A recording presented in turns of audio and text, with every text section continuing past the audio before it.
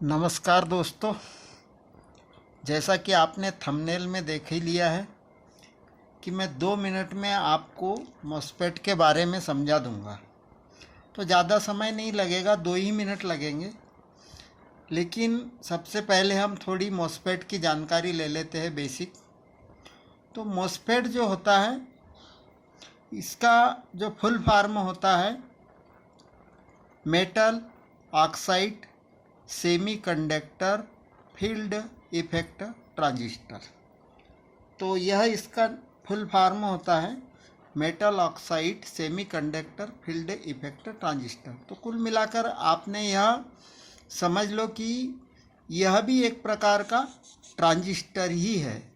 T का मतलब transistor होता है और सेमीकंडक्टर यानी यह अर्धचालक होता है, इसलिए इसको सेमीकंडक्टर कहा जाता है। मॉस्फेट 2 प्रकार के होते हैं, एक एन चैनल होता है, एक पी चैनल होता है। और इसमें भी ट्रांजिस्टर की जैसे 3 लेग दी गई है।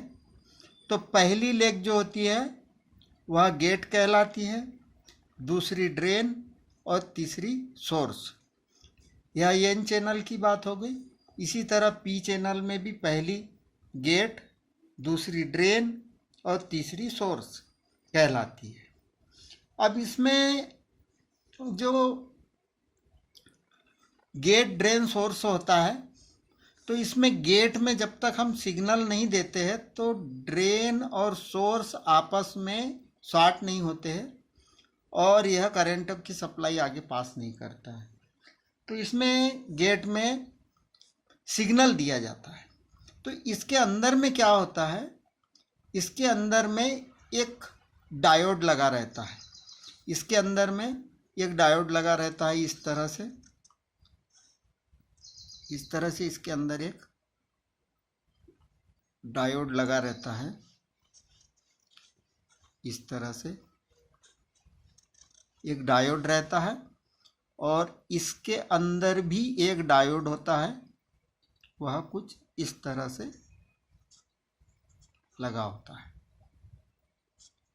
अब आप समझते हैं कि डायोड क्या होता है, कि डायोड में एक तरफ से सप्लाई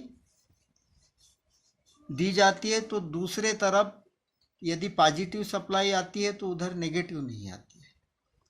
यह वन वे रोड कहते हैं इसको। तो इस तरह से यह काम करता है। अब इस डायोड में भी हम देखेंगे तो इस डायोड में यदि हम इधर से प्लस की सप्लाई देते हैं तो इधर प्लस की सप्लाई निकल जाएगी, लेकिन इधर से प्लस की सप्लाई इधर के लिए देते हैं, इधर प्लस की सप्लाई हम दे रहे हैं तो इधर नहीं आएगी। अब यह डायोड तो यहाँ पर उल्टा ही लगा हुआ है, लेकिन एन चैनल में हमेशा सप्लाई ड्रेन से दी जाती है और सोर्स से वापस ले ली जाती है। और पी चैनल मॉस्फेट में सोर्स से दी जाती है और ड्रेन से वापस ले ली जाती है। इसको एक्टिव करने के लिए इसके गेट पर प्लस सिग्नल देना पड़ता है और इसको एक्टिव करने के लिए इसके गेट पर 0 वोल्ट देना पड़ता है। कहने का मतलब माइनस सप्लाई देना पड़ता है। तो इस तरह से यह दोनों काम करते हैं। अब इसका चेक करने का तरीका मैंने आपको बोला था कि 2 मिनट में आप चेक करना सीख जाएंगे। तो वह किस तरह से सीखेंगे मैं आपको बताता हूँ। सबसे पहले एक मल्टीमीटर लीजिए। मल्टीमीटर को यहाँ पे ये जो डायोड रेंज है इस रेंज पर इसको सेट कर दीजिए। सेट करने के बाद में इस तरह से मल्टीमीटर सेट करने के बाद शायद आपको दिख रहा होगा।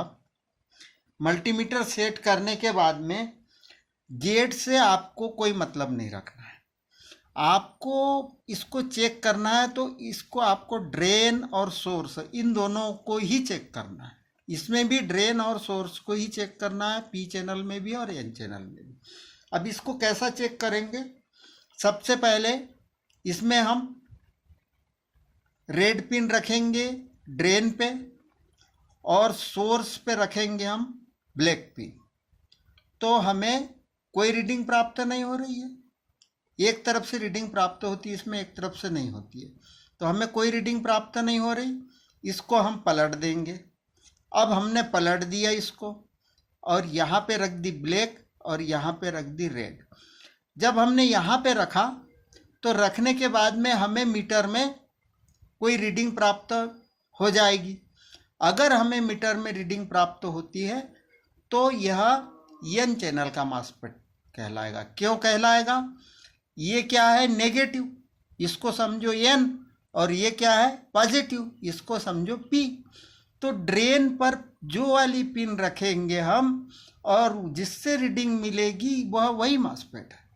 तो यहाँ पे हमको ब्लैक पिन रखने पर यहाँ पर हमें रीडिंग मिल रही है। हम जब ड्रेन पर ब्लैक सोर्स पिन रख रहे हैं तो रीडिंग मिल रही है। तो यह हमारा जो मॉस्फेट है यह एन चैनल का कहलाएगा। वैसे इसके ऊपर पी चैनल के ऊपर आप जब रेड पिन रखोगे तो यह आपको रीडिंग मिलेगी, और जब इस तरह से रखोगे तो रीडिंग नहीं मिलेगी। इस तरह से रखोगे, ब्लैक पिन यदि ड्रेन पे रखते हो तो नहीं मिलेगी। रेड पिन आप रखोगे ड्रेन पे और ब्लैक रखोगे सोर्स पे, तब आपको रीडिंग मिलेगी। तो इसको मानना है आपको, इसको मानना है। ये और ये जो पिनें हैं इनको मानना है कि ये वाली जो भी पिन, यदि ब्लैक आपकी ड्रेन पे है तो ब्लैक यानी एन नेगेटिव है, तो वह आपका एन चैनल, और यदि ड्रेन पे आपकी लाल है तो आपका पी चैनल। सीधी सी बात है, दूसरा कुछ नहीं करना है। और आपको गेट से इन दोनों पर कोई भी रीडिंग नहीं मिलेगी, चाहे आप ब्लैक प्रोप रखो ऐसे, चाहे आप रेड रखो, आपको इससे कोई भी रीडिंग नहीं मिलेगी। यदि किसी कारणवश गेट चार्ज हो जाता है तो इसमें रीडिंग बताता है, तो इसको आप ऐसे उंगली से टच कर दो ऐसे तीनों पिनों को, तो वह डिस्चार्ज हो जाएगा। या तो फिर कोई ऐसे स्क्रू ड्राइवर या कोई प्रोप ऐसे रख के और इसको डिस्चार्ज कर दो। उसके बाद रीडिंग देखो तो इन दोनों के बीच, इनके बीच में कोई रीडिंग नहीं मिलेगी। अगर कोई भी रीडिंग नहीं मिलती है तो फिर यह आपका मॉस्फेट सही है, और डिस्चार्ज करने के बाद भी गेट से रीडिंग मिलती है तो यह खराब है। इधर यदि दोनों तरफ से रीडिंग मिलती है तो भी खराब है, यदि यह बीप का साउंड देता है तो भी खराब है। इस मॉस्फेट का भी ऐसा ही है, यदि गेट से इन दोनों में कोई रीडिंग मिलती है तो यह मॉस्फेट खराब है। अगर इन दोनों में बीप आता है या इन दोनों में बीप आता है तो यह मॉस्फेट भी खराब है। तो इस तरह से इस मॉस्फेट को टेस्ट किया जाता है और इस तरह से पहचान की जाती है। तो पहचान के लिए मैंने आपको बता दिया, आपको याद रखना है कि लाल वाली प्रोप यदि ड्रेन पे रखते हो तो वह पी चैनल है, रीडिंग मिलना चाहिए अपने को। जो प्रोप ड्रेन पे रखी और बाकी दूसरी प्रोप सोर्स पे रखना है। यदि लाल प्रोप यहाँ रखने से यहाँ पे रीडिंग मिल रही है तो यह हमें पी चैनल का है, और यदि हमें ब्लैक प्रोप रखने से रीडिंग मिल रही है तो वह एन चैनल का। इस तरह से आपको याद रखना है। कुछ और भी प्रकार के होते हैं मॉस्फेट, मैं आपको बताता हूँ। इसके अलावा जो मॉस्फेट होते हैं तो यह मैंने ड्रा करके रखे हैं। कुछ एसएमडी टाइप के ऐसे होते हैं, आप नज़दीक से देख सकते हो इनको। ये एसएमडी टाइप का मॉस्फेट होता है, इस तरह से होता है वह। इसमें गेट, ड्रेन, गेट और ये ऊपर ड्रेन और ये सोर्स, ये फिक्स होता है इसमें। उसके बाद में 6 पिन का मॉस्फेट होता है, तो उसमें ऊपर की दोनों पिनें ड्रेन, नीचे की दोनों ड्रेन, नीचे आखिरी में गेट और ऊपर सोर्स होता है। और ये यदि 8 पिन का मॉस्फेट है तो उसमें ऊपर की चारों पिनें ड्रेन होती है और नीचे की 3 पिनें सोर्स और लास्ट की गेट होती है।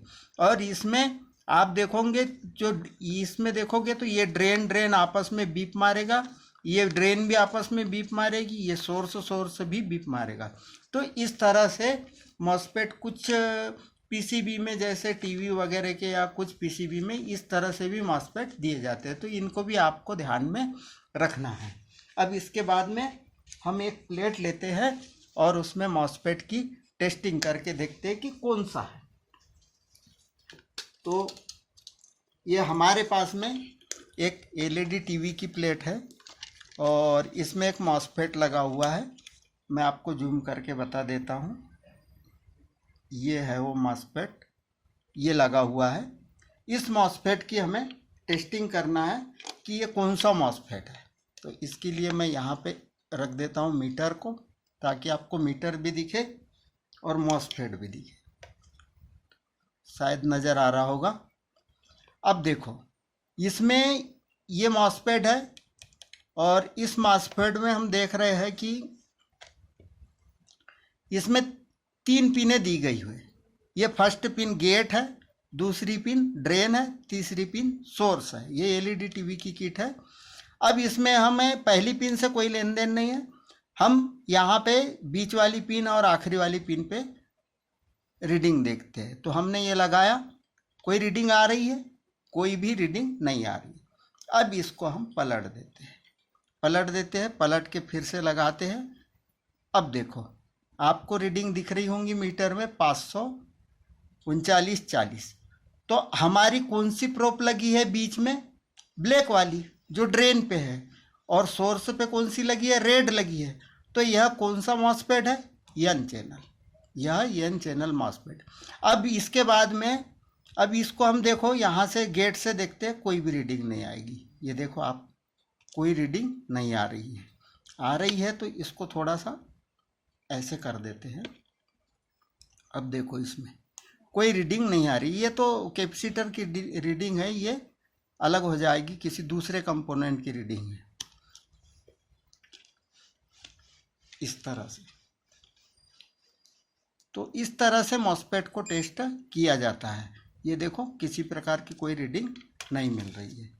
तो इस तरह से मॉसफेट की टेस्टिंग की जाती है। अगर किसी भी तरह से कोई खराबी रहे, रीडिंग आती है, तो ये समझ लो कि ये ख़राब माना जाएगा। अभी इसमें रीडिंग दिख रही थी, लेकिन हो सकता है ये दूसरी कंपोनेंट की हो या इसकी खराबी की हो, तो इसको निकालने के बाद ही पता चलेगा। अभी हमने ये टीवी की निकली हुई किट है, इसको चेक करके हमने ये बताया है कि मॉसफेट की टेस्टिंग कैसे की जाती है, दिखता कैसे है। अब उम्मीद है आपको मेरा वीडियो समझ में आ गया होगा। अब अगले वीडियो में मॉसफेट के बारे में कुछ विस्तार से बताने की कोशिश करूँगा। मिलते हैं नेक्स्ट वीडियो में। धन्यवाद। यदि आपको मेरा चैनल पसंद आया होगा तो चैनल को सब्सक्राइब कर देना, मेरे वीडियो को लाइक भी कर देना, और कोई चीज़ आपके समझ में आए नहीं आए तो कमेंट करके ज़रूर पूछना। धन्यवाद।